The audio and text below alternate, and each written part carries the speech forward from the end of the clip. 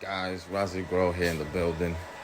As you can see, my credit score is shameful, but it's better than a person that has no credit at all. You know what I'm saying? Now, I've been neglecting this aspect of my life, you know what I mean, so to say.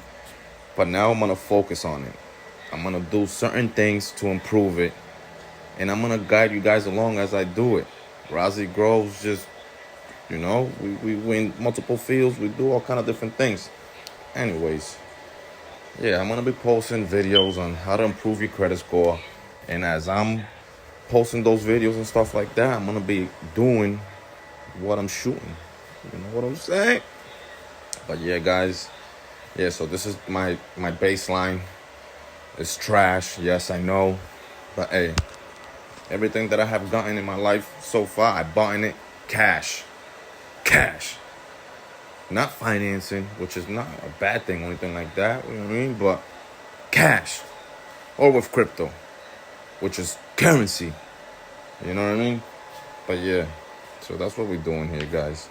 So I'm trying to focus on building the credit and scaling up so then I can build the business on credit instead of cash. But yeah, guys, like and subscribe, Razi Grow. Let's do this.